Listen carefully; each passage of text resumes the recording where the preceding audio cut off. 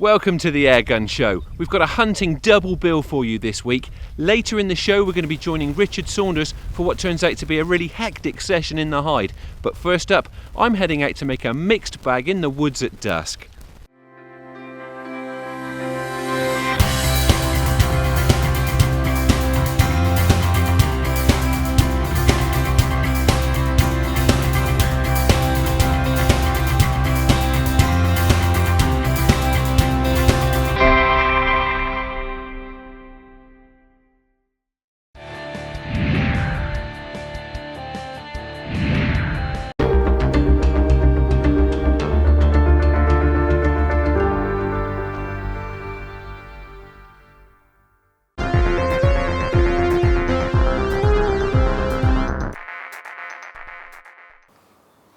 Right, I'm out for what should be a really interesting evening of mixed shooting. Probably a mixture of roving and static tactics. I've not been shooting these woods for particularly long, but they do appear to be crawling with squirrels. We've already had a bit of a rove around and we've seen several drays, so I'm sure we're going to see one or two squirrels.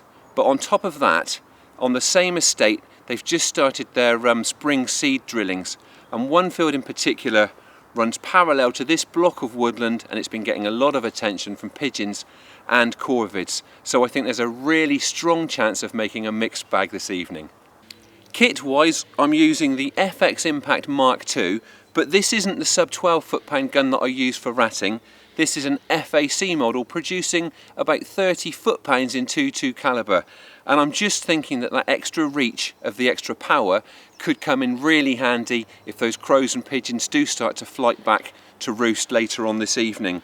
That's coupled with an MTC Mamba Pro scope, and as ever, that's held on with Sports Match scope mounts.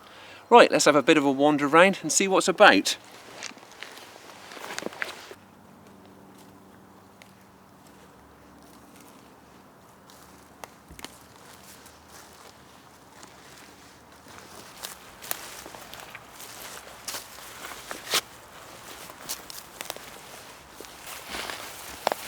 As I said at the outset, there are a lot of squirrels in these woods, and it isn't long before we catch up with one of them.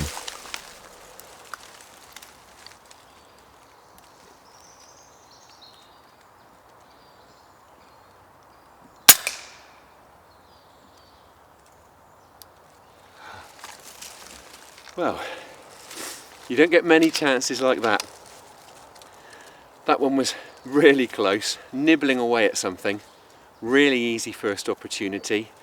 It was probably only about 15 meters away, so didn't need a lot of holdover with this setup, just a touch of holdover. Not really a shot that necessitates having an FAC rated air gun, but that squirrel won't have known what hit it. So I'm going to pick it up and keep on moving.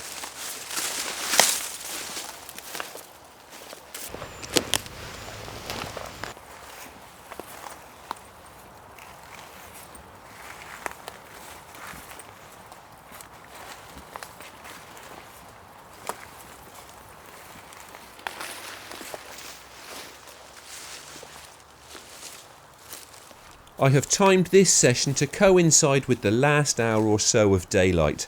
That should set us up well for those roosting birds, and is also a time when the squirrels can be very active.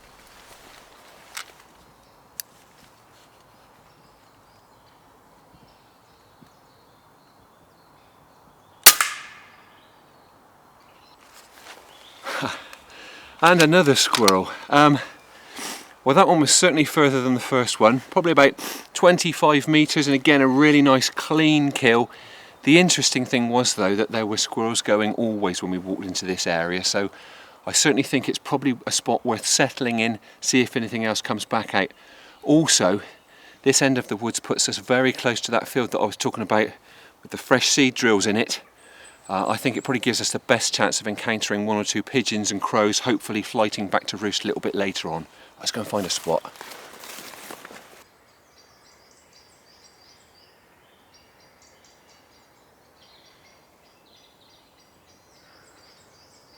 Right, I've settled myself into a spot very close to where we've just picked up that last squirrel. A And all I've done is basically just tucked in to this conifer plantation. My thinking being, it's really dense here. It's putting me into some really dark shade, but I've still got quite a good view out into the hardwoods that are more open and the sort of trees that are going to give me clearer shots. I'm also thinking that being tucked into these conifers, it's much cosier here. It's really sheltered.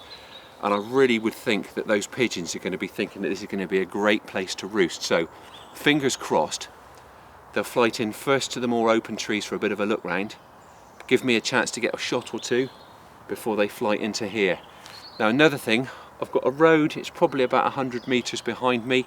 It's going to annoy Nicky because I expect it's going to cause a bit of noise on his audio, but that background noise will no doubt just help to mask some of the disturbance that we're causing. So I'm going to try to be quiet now. Hopefully we'll get a few more shots.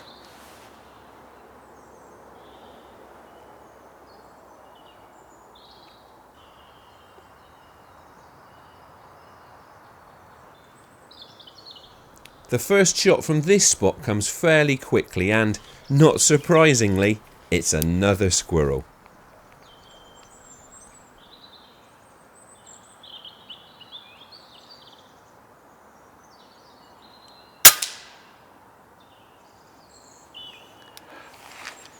Great. I thought we'd see more squirrels here. Again, that one was about 25 metres.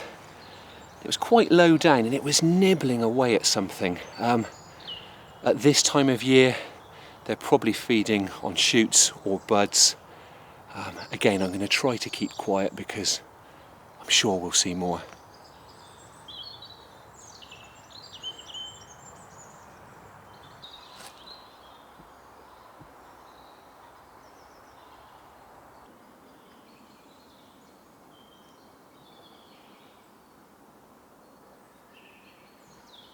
There's nothing I can do now except stand and wait quietly and patiently. Thankfully, I'm not having to wait too long between shots, and I soon spot yet another squirrel.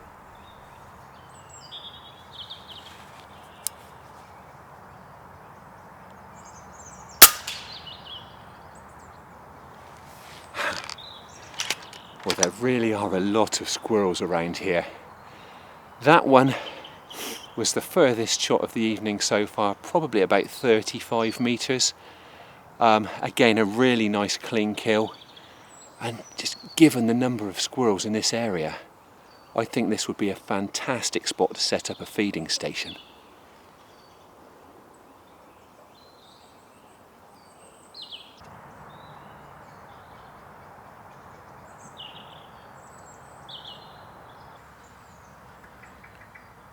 The pigeons are being really late to come in tonight, but a few birds have started flighting over now.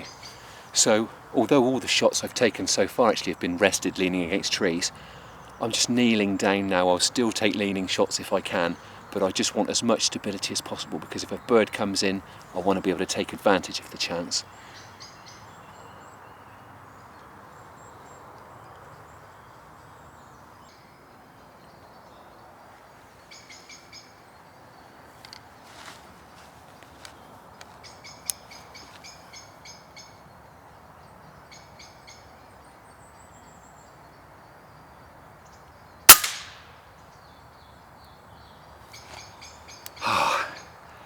And a pigeon at last. That one was about 40 metres, and that really is when an FAC rated gun properly earns its keep. I tend to try to limit myself to headshots when I'm shooting with a sub 12 foot-pound airgun. That would have been a really tricky headshot, but with this, that extra clout, that extra velocity, 2.2 pellet delivers so much shock energy to the heart and lung area. That bird just dropped like a stone.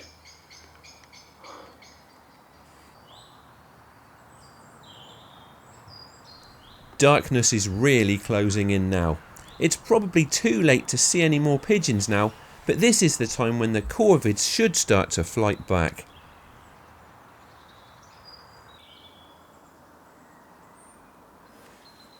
And just as the last of the light is slipping away, a group of jackdaws finally put in an appearance.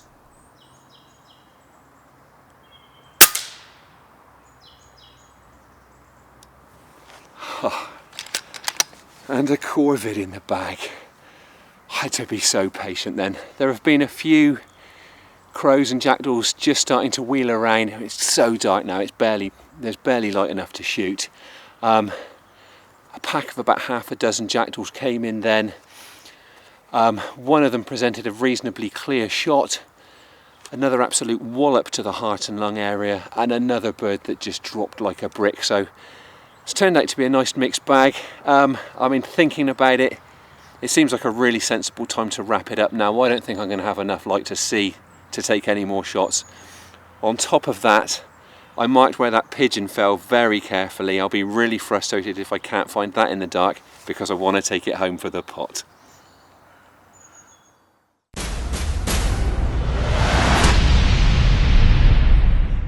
A really enjoyable evening session there. Next up, even more hunting as we join Richard Saunders for a stint in the hide. Don't miss the award-winning Airgun Shooter magazine.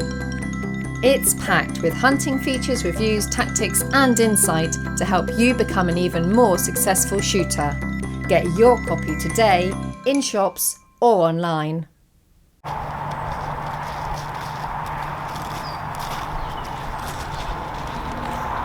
I'm out after squirrels today. Now they're a problem down here because there's a storage shed just behind me, and the farmer keeps a lot of his animal feed in there, and the squirrels are breaking into the shed. There's also a couple of cottages on the estate not far from here, and the tenants have reported that squirrels are getting into the roof space, and you really don't want squirrels nesting in your loft because of the damage they can do by chewing through cables and wires and pipes. Now there's also a chance of some shots at some corvids here. There's a sheep farm next to me, which is another one of my permissions, and crows and magpies are a problem all year round there because the sheep are lambing all year, and they'll attack the newborn lambs and the pregnant ewes. So if I get a couple of chances at some corvids, I'll take those as well.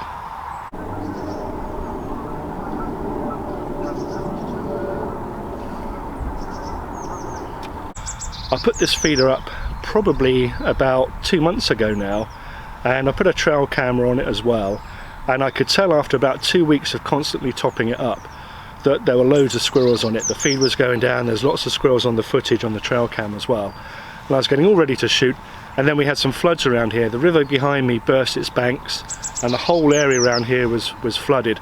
Fortunately my hide is on a little bit higher ground and that stayed dry, but I just couldn't get to the feeder. Now fortunately the waters have receded and I'm able to get out again. I've been filling the feeder for the last week or 10 days, and I'm pretty sure the squirrels will be back on it again, so with a bit of luck I shall get a few.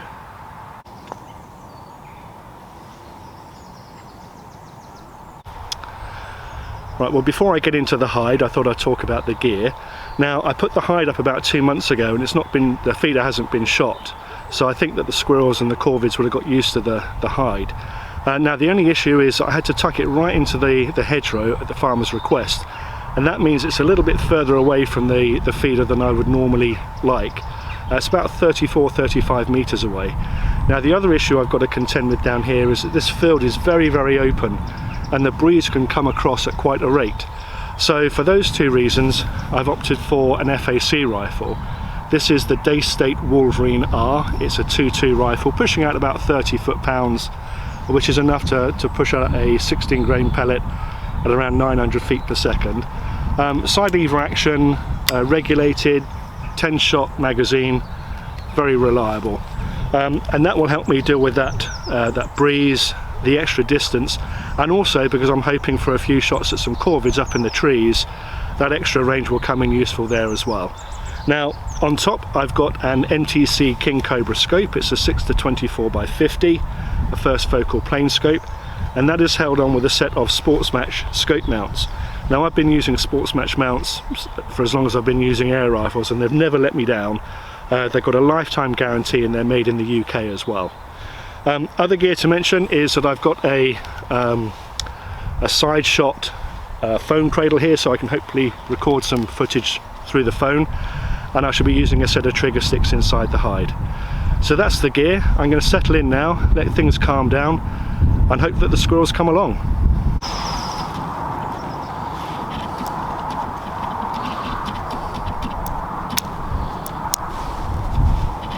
Rich has done all the groundwork. All he needs to do now is finish getting ready and wait for the squirrels to quite literally take the bait.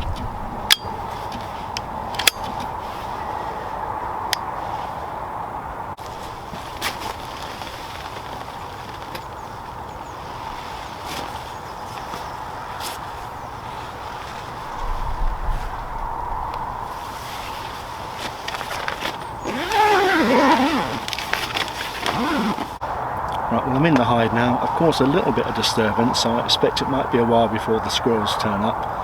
But we'll see how we get on. Now you might be wondering why I'm not wearing a head net. I'm not wearing one for the very good reason that I forgot it. But it's nice and dark inside the hide here, so I'm hoping it won't put them off.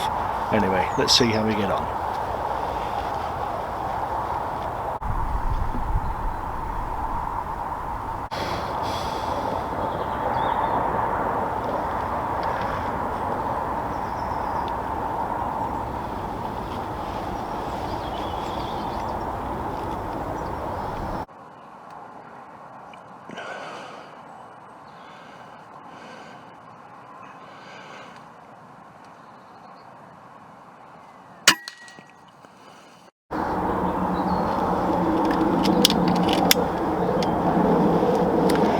Well, it's good. Always good to get the first one in the bag. That one came in from the right hand side over some cut logs and went straight on the feeder. He knew exactly what was waiting for him, turned around nicely, and I was able to drop him with a nice headshot.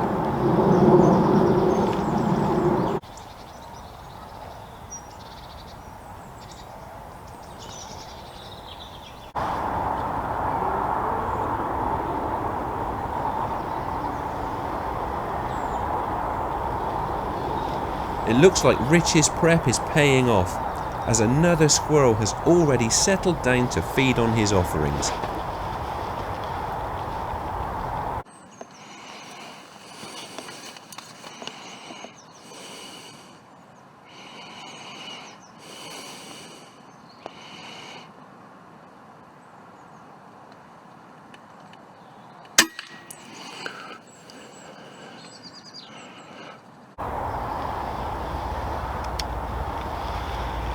Well, that one came in from exactly the same position on the right there. I've only been here 10 minutes or so, and that's two in the bag already.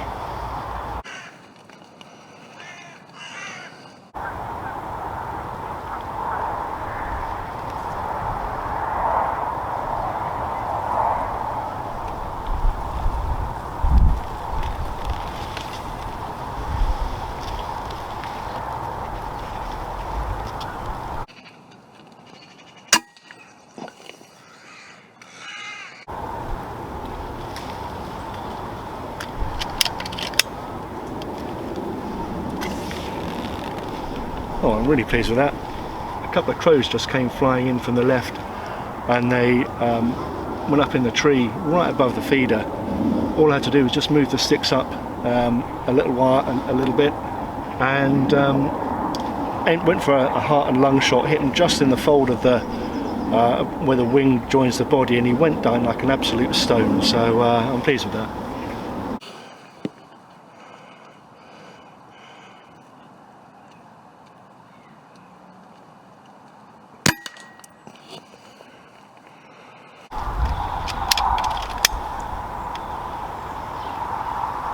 That's another squirrel. I saw him coming through the bushes on the far side there.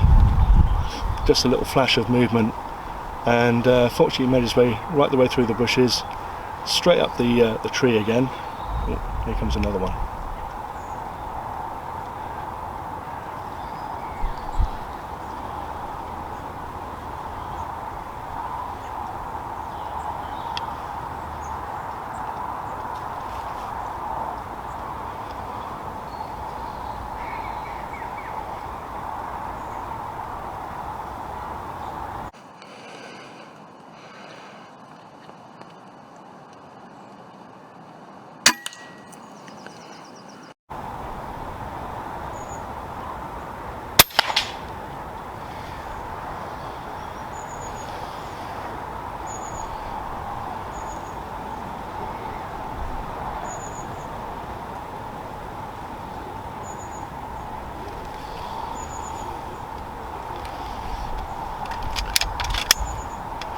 That one was turned ever so slightly away from me, but I was able to get a shot kind of over the top of his shoulder, in below the bottom of his ear on the right hand side.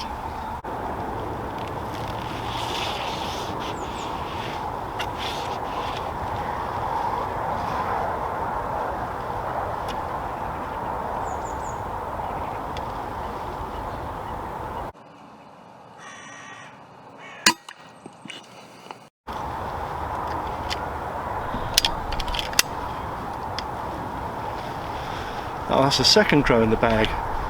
That one was a little bit further over to the right. Had to thread the pellet through a few twigs and branches, but I got a clear shot through. Hit him really hard, and he's just fluttered down. I can see him. He's on a frozen pond, but he's completely lifeless. So yeah, that's 2 crows in the bag.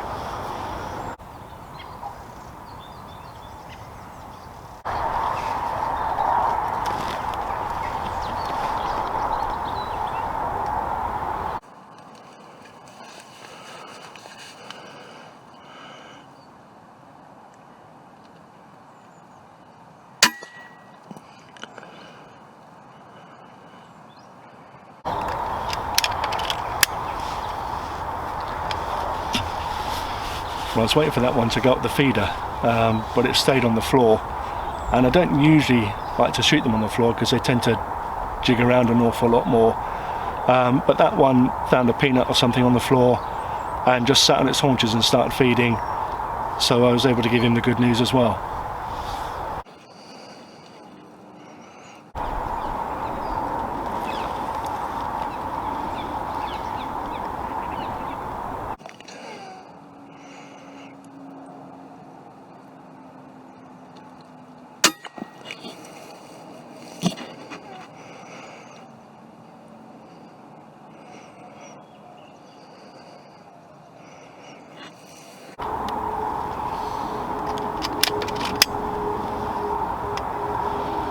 Another crow.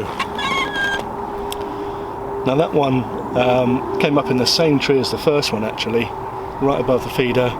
Again, another heart and lung shot, and he gripped on with his feet upside down for quite a few seconds before falling straight down to the bottom of the tree.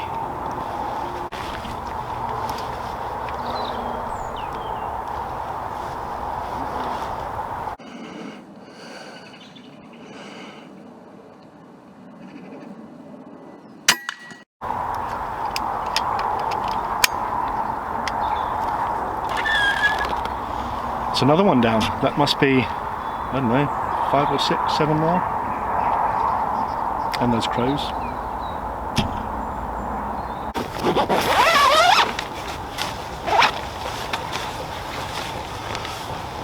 I'm going to call it a day there. I've had, I don't know, 6, 7, 8 squirrels. Hard to keep count sometimes, not being flash. And also those 3 crows, which is always a bonus. So I'm going to go and pick them up now and call it a day. Thanks for watching.